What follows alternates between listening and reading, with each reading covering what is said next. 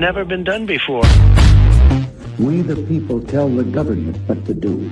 It doesn't tell us. We the people are the driver. The government is the car. And we decide where it should go and by what route to do. We the people are free. And I hope we have once again reminded people that man is not free unless government is limited.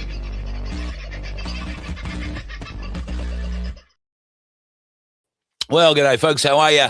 I've got a bit of a scratchy voice. The throat is not as good as one would have hoped, and last night it was not good at all. So I thought I'd climb on this morning and give you a bit of an update on what's going on. And I'm sort of glad that I didn't do a show last night because I've got to be honest, I detest the budget.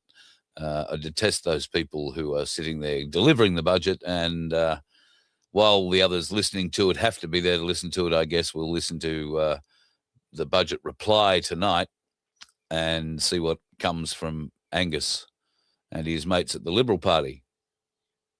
Don't hold out great hope, do you? It's pretty sad. And I've got to say, if you read the notes in the show, I started writing the forward to this at 8:09 this morning, and here it is 10 o'clock. The phone has not stopped ringing. It's got texts, it's got emails, and I've spoken to a number of people who are extremely concerned. Now, I'm not at all surprised they're extremely concerned. What I am surprised about, and a bit encouraged, I must say, is that 99% of these people are not usually on our side. All of a sudden, I'm getting phone calls or texts querying, Carl, my God, what do these lying bastards think they're doing? How do they think they can get away with telling us lies so blatantly to our faces for so many months, years? Albo, the great quote, he will go to his grave with this on his gravestone. For the 50th time, we're not going to be having a go at negative gearing. Well, they have. They've lied. And that seems to have woken, for whatever reason, this lie, above all others, seems to have woken a great many people up. And they've woken up to a disturbing reality. What can we do about it, Carl? How do we kick them out like Goff got kicked out? All of them, to a T, have asked this morning, how do we get rid of this government? They are not listening to the people. They are telling lies, blatant lies to the people. They're not explaining. They're saying one thing and doing the absolute opposite, including gaslighting us as a nation by saying, oh, no, we're reducing spending while they increase spending. And I said to them, well, you can't use the mechanism that was used by Malcolm Fraser in the dismissal, if you like, because the Governor-General is no longer appointed by the Queen. The Governor-General of this country is appointed by the Prime Minister. That means she works for him. So there isn't a lawful path that you can complain down, as far as I'm aware. We'll go looking a little bit further today and see what we can find, but it has been my understanding that there is no lawful path where the people of this nation can say, hang on, this government is working against us. This government is deliberately doing things that are going to make we as a nation our lives hard. It's going to make us as a nation less prosperous. It's going to make the debt that's placed upon our children and our grandchildren monumental in scale. Just at a time where we're introducing AI and having mass job layoffs because all these smart people who've been working so hard to encourage AI have just been replaced by the creation they created. Is that a right way of saying it? You know what I mean? So to those people who are waking up today and saying, what can we do? What can we do? Well, I can tell you there really is only one thing left to do, and that does involve going back to Canberra, but it'll involve going back to Canberra at a time where the politicians are there, and we have to take back our parliament. That is the only option there is. Now, I've said that word out loud. Is there a stomach for that? Does the nation have the balls for that? I don't. I'd have my doubts based on current situations. I'd have my doubts. Instead, the nation will sit here and get screwed by this Labor government. If you have an investment property or two, you're going to get screwed. If you've got renters that are really good renters to you and you're happy to keep them, they're great people who always pay their rent on time, yada, yada, yada. But the simple fiscal reality of what's going to happen now means that without you being able to claim anything on that house as a deduction because you're renting it out, you're going to have to change the way you do things as an owner. That means there's going to be a whole heap more Airbnb houses on the market at a cheaper rate, but there'll be no long-term rentals. So this is going to cruel the rental market yet again, add more pressure to an already bursting at the seams market. But the morons in Canberra, in power at the moment, who've lied to us saying, oh, no, we're not going to touch negative gearing. Oh, no, we're not going to, for the 50th time. No, we're not going to touch it. And then to turn around and lie like that and do exactly the opposite is disgusting. That is not any kind of government I would expect any other government in this world would expect to deal with and expect to have honest dealings with. Anthony Albanese, Jim Chalmers, Penny Wong and the cohort of criminals that they call the Labor Party have shown themselves to the world to be the liars that they are. Now, the difference is the people they've shown that to in the world are probably going to applaud them for it. Because, of course, the people they're actually working for and playing to are not you and I, are not the people of this nation. No, we're talking about the parasites at the top here. The World Health Organization, which is about to come and play another great role in our lives, ladies and gentlemen, be prepared. The World Health Organization, the UN, amongst others, are all salivating now that Albanese and co have broken whatever final band of belief or trust people in this nation had that they would be doing the right thing for the people of this nation. That's gone. That's gone.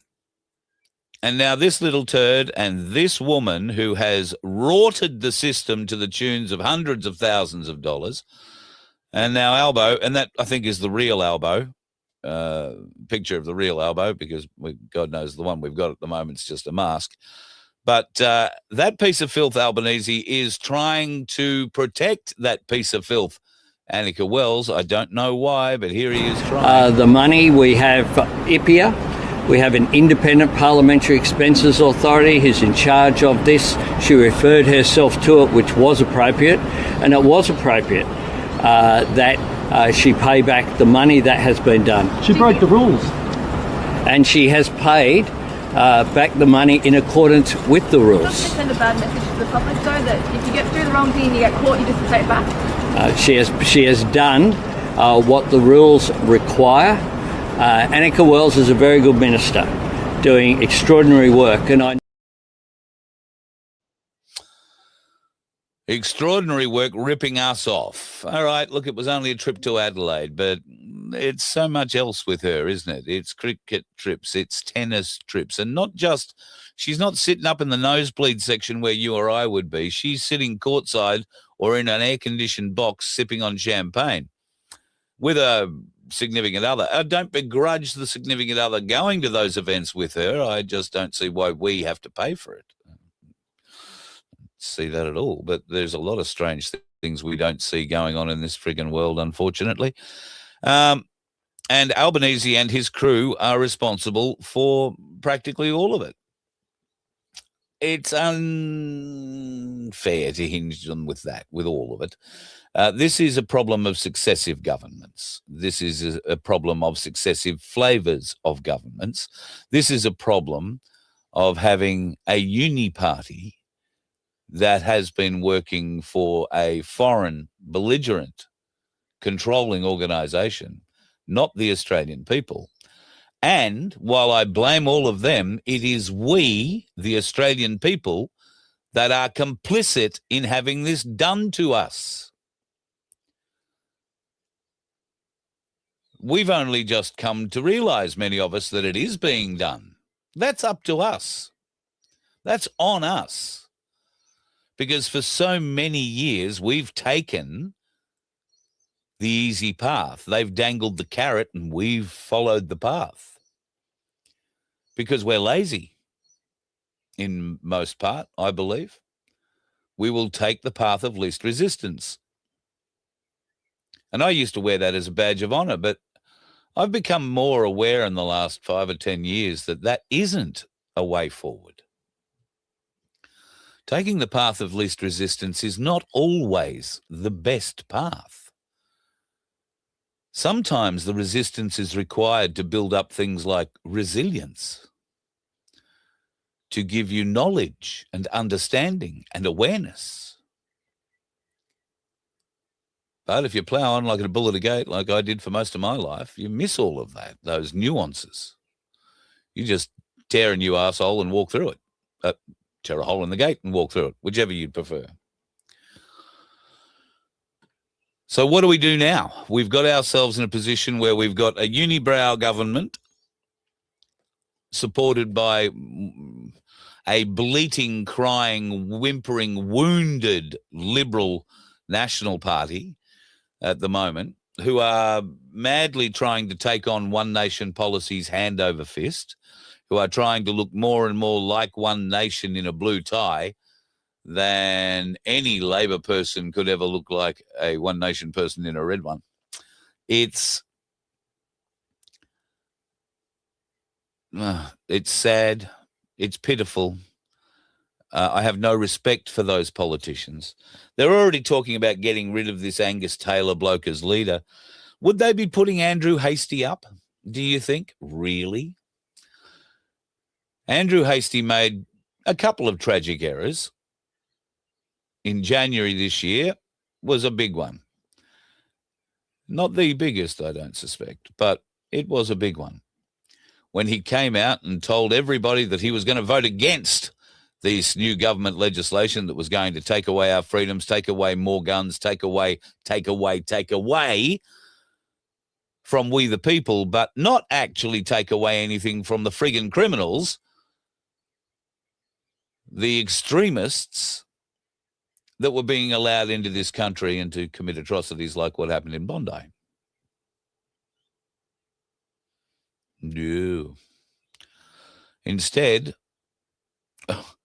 well, just on Bondi, we get a royal commission into Bondi, which has had one public sitting, and that was so that we could hear what was, without doubt, the most, well, up until Anzac Day, long-winded welcome to country and most inappropriate welcome to country up until Anzac Day that I'd ever heard. Apparently there have been some quiet sittings behind closed doors. Don't expect anything good to come out of it. Don't expect there to be any answers that'll come out of it. In fact, the Jewish community and all of their arms of propaganda have come to life immediately and in the last week have been criticising this Royal Commission in no uncertain terms. You've also seen a large ramping up of the stories of, oh, this Jewish woman was upset because another woman said something at a school day and she mentioned the word Jew, and now this woman's been charged with something for saying the word Jew. I don't know. The anti-Semitism is being created by those that are complaining most about anti-Semitism, is my look at what's going on here at the moment. Shut up. Move on. Stop being victims. That's what you do. I know you do it very, very well, but when you are confronted with actual truth, you require corrupt authority to support your position rather than fact. And one day that corrupt authority, one day soon, that corrupt authority isn't going to be there to support you anymore. You're going to need to pull on your big boy pants, your big girl pants. You're going to have to wipe up those tears, and you're going to have to move on. And that may well be moving out of Israel. Who knows? Wouldn't be the first country that everybody been kicked out of, would it now? Let's just be honest. Even the one created for them. But anyway, there's another story. I think what's going on here with our government is of such high levels of contempt that they cannot be allowed to stay in government. We need to find a lawful way that the people can push back against this government. And you don't have to say, oh, we're pushing back against the inflation, or we're pushing back against the triggers of negative gearing and whatnot, and the pressure that's going to push. No, you can push back on them because they are clearly liars. You cannot trust one word that comes out of these fuckers' mouths. If you were in any other work situation and you had a colleague lie to you as blatantly as these Labor and Liberal Party, they do it too, parliamentarians do, would you allow that person to continue working for you? The answer is no. They're bad for business. Who knows what lies they'll go and tell our partners overseas or our partners around the corner? Who knows what lies, what damage they will do to our reputation?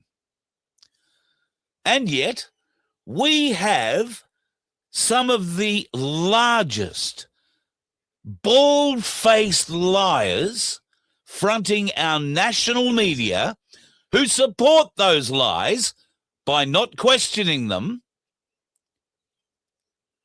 These liars stand there in front of us on a daily basis, and we know they're lying, and they know we know. But they also know one other thing. They know we're not going to do anything about it. Boo-hoo, bad luck. Well, it's about time we did something about it. If you're as sick and tired of this as I am, and as sick and tired as the people who've contacted me this morning, and I'm sure they've contacted everybody else as well, the time is coming, folks. Coming real soon.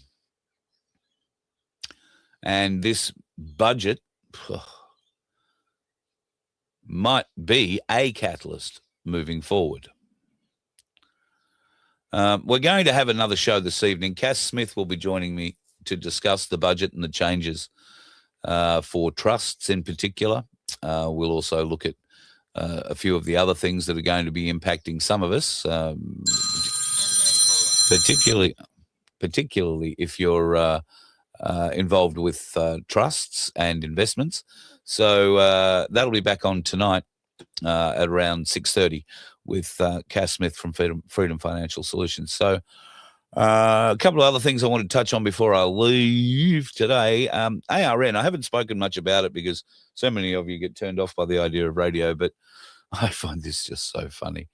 The top bosses at the one-time radio station giant ARN, this is the one that looked after Kyle and Jackie O until it all went tits up, found themselves in no man's land last week after a furious shareholders meeting staged a protest vote of more than 90% against the remuneration report. That means that 90% of the shareholders knocked back the report that said we're going to pay ourselves, the management's going to pay themselves more. The chairman of that company is a guy called Hamish McLennan. Now, Hamish appears to be overly troubled by whose land he's in, or doesn't seem to be. He got up and did a very solemn acknowledgement, welcome to country, paying his respects to the traditional landholders, the Gadigal people. Unfortunately, the AGM for ARN was held on the north side of Sydney. That isn't Gadigal country. That's some other Aboriginal mob's country. So they can't even get the welcome to country right. They got their asses handed to them, the management there, over the sacking of Kyle and Jackie O, the $26.5, nearly $27 million of revenue that they have lost. And that story has a little way to go yet, so there will be fun. Here is some news from Barry Young out of New Zealand, which, one might find encouraging initially. The Crown, Barry, for those of you who aren't sure, as the whistleblower who came out with all of the unredacted, unfiltered figures, if you like, of the New Zealand COVID vaccination rollout, and more particularly right down to the batch numbers, who died where, when, why, and which shot would be related to it. He was then charged, of course, because, well, you can't have this information getting out. Seems the Crown no longer wish to cross-examine him, though, on the vaccine mortality evidence that he provided, because it's devastating to their case. They will never look at the data. And this is what happens. They're going to go and get us in courts, and then where we think we're going to be able to introduce, this is what we fought over. You got upset because I released this data. They don't want to look at that data now. Now they're going to change it and make him look at, or make the court look at more obscure little things. So the Crown, or the government, is now stating that even if vaccines are proven to cause excess deaths, it is irrelevant. That's the Crown's argument. It is irrelevant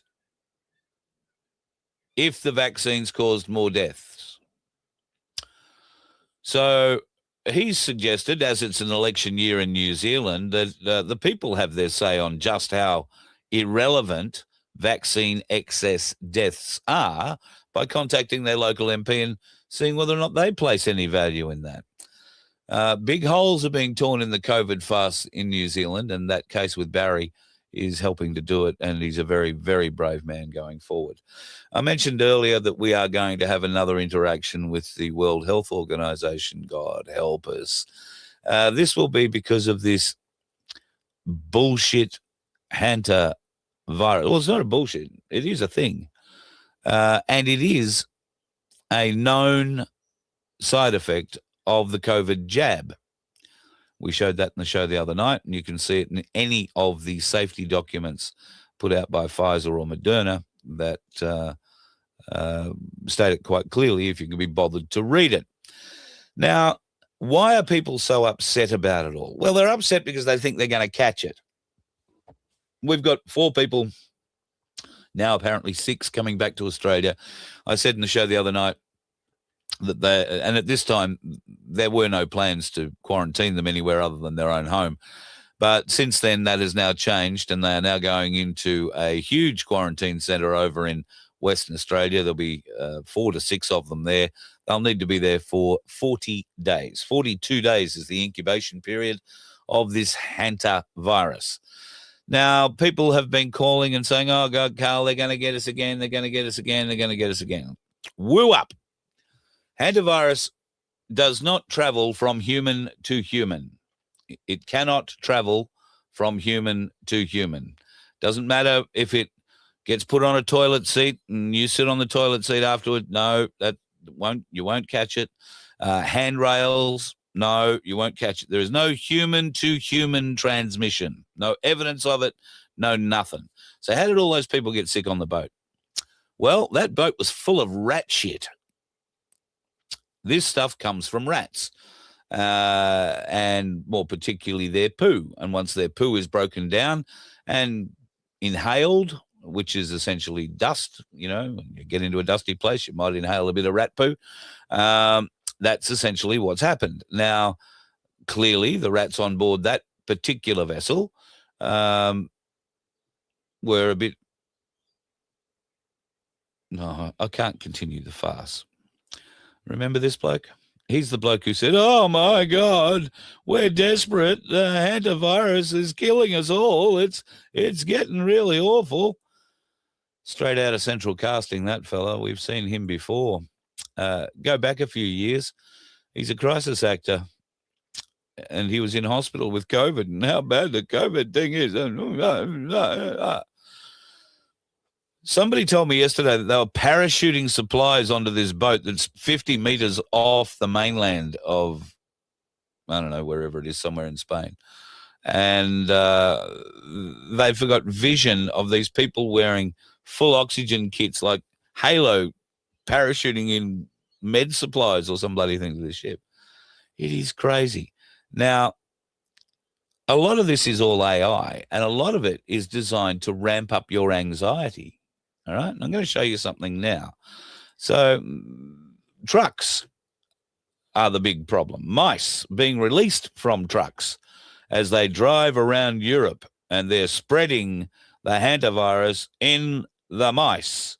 The mice are going to eat, the mice are going to poo, and you, my good friend, are going to cop it. They've even got a supporting video for it. What the? Are those rats? Oh, no way. They keep coming out of there. Whoa, look at them. Jesus.